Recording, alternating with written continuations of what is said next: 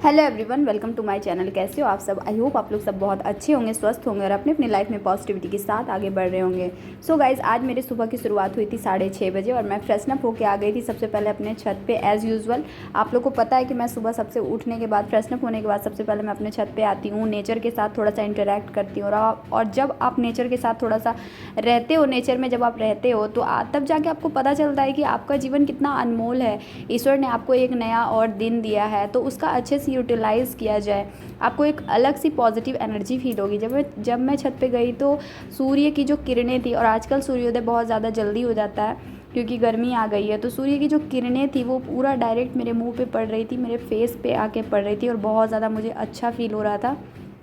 So guys, छत से आने के बाद मैं सीधा अपने फर्स्ट स्लॉट की स्टडी के लिए बैठ गई थी और अभी मैं बना रही हूँ सचिन सर की नोट्स। आप लोग को मैंने बताया हुआ है कि मैंने सचिन सर की सीडीपी की महामैराथन की जो वीडियो है, मैं उसकी 10 घंटे वाली वीडियो की नोट्स बना रही हूँ, नोट्स प्रिपेयर कर रही हूँ। और आप लोग भी वो वीडियो एक बार जाके ज़रूर देखिएगा। इससे पहले जो बैच था, जो जनवरी में जो सीटेट का एग्ज़ाम जो था, उसमें सर ने ये वाला बैच किया था जो कि 10 घंटे लगभग की वीडियो है। अगर आप वो वाला देखते हो तो आपको बहुत सारा कॉन्सेप्ट क्लियर होगा, जो कि मेरा भी हो रहा है। मुझे सीडीपी बहुत हार्ड लगता था, लेकिन जब से मैं सर का वो वाला वीडियो देखना स्टार्ट की हूँ, और ऐसा नहीं कि आप बस ऐसे ही वीडियो देख लो। वीडियो देखने के बाद अगर आपको समझ में नहीं आता है तो उसे दोबारा सुनो पॉज करके। और मैं वीडियो देखते देखते नोट्स भी प्रिपेयर कर रही हूँ। आप लोगों से मैंने बोल रखा है कि आप लोगों को नोट्स चाहिए तो प्लीज़ मुझे कमेंट कीजिएगा। तो आप लोगों ने बहुत किसी ने नोट्स के लिए बोला हुआ है, तो मैं कोशिश करूँगी कि सारा नोट्स मैं एक साथ ही अपलोड कर दूँ। सो गाइज़, फर्स्ट स्लॉट की स्टडी के बाद फिर मैं नहा धोकर चली गई थी नाश्ता बनाने के लिए। और आज मैंने नाश्ता बहुत ही ज़्यादा सॉर्टेड बनाया था।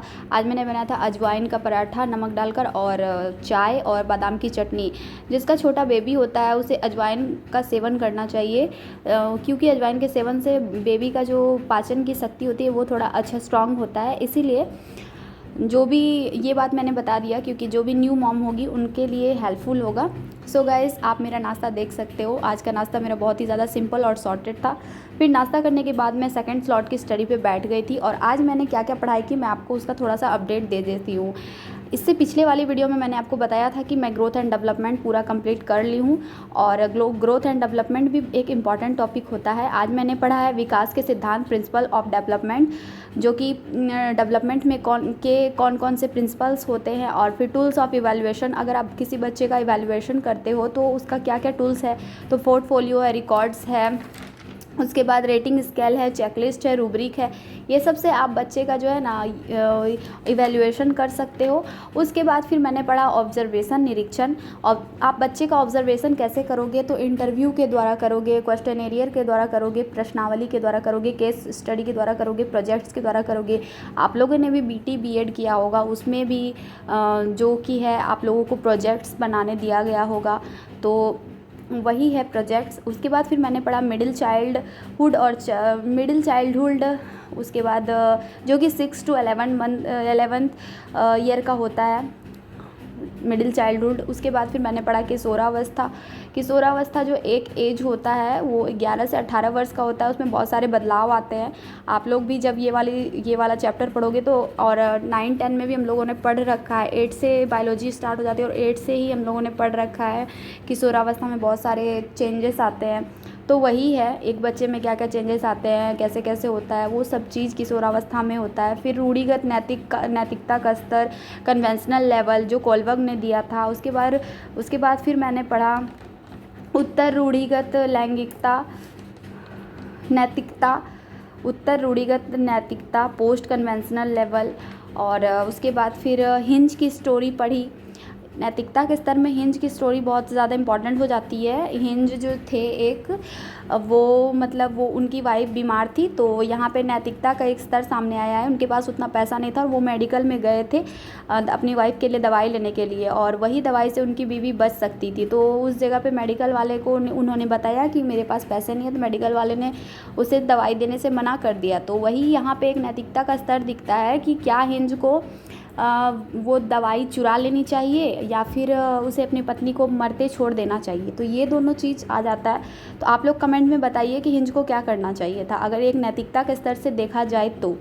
ठीक है। उसके बाद फिर मैंने पढ़ा लर्निंग अप्रोच, फिर लर्निंग का पूरा कंसेप्ट क्लियर हुआ। अधिगम, अगर बच्चा अधिगम करता है तो अधिगम करने का उसका क्या कारण है, अधिगम क्यों आवश्यक है, अधिगम करने से क्या क्या हो सकता है, तो वो सारी चीज़ें पढ़ी। फिर मैंने पढ़ी learning approach. Learning approach 3 type का होता है, एक मास्टर ओरिएंटेड अप्रोच होता है, एक परफॉर्मेंस ओरिएंटेड अप्रोच होता है और एक फेल्योर ओरिएंटेड अप्रोच होता है। ठीक है, फेल्योर अवॉइडेड अप्रोच होता है। मास्टरी ओरिएंटेड अप्रोच में क्या होता है ना कि बच्चा मास्टरी करता है, जैसे कि मैं अगर कोई टॉपिक पढ़ रही हूँ तो उसे मैं दूसरे को पढ़ा सकूँ, दूसरे को समझा सकूँ, तो वो वाला चीज़ में मैं मास्टरी कर रही हूँ, तो उसे मास्टरी ओरिएंटेड अप्रोच कहेंगे। और परफॉर्मेंस ओरिएंटेड अप्रोच उसे कहेंगे कि परफॉर्मेंस के लिए पढ़ते हैं। बहुत सारे बच्चे परफॉर्मेंस के लिए पढ़ते हैं कि मुझे फर्स्ट लाना है, मुझे टॉप करना है, उस लिए पढ़ते हैं। और फेल्योर अवॉइडेड अप्रोच इसलिए, कुछ बच्चे तो इसलिए पढ़ते हैं कि मैं फ़ेल ना हो जाऊँ, मुझे फ़ेल नहीं होना है, बाकी मैं जो भी हो जाऊँ। तो गाइज़ आज मैं इतना सारा टॉपिक कवर की हूँ।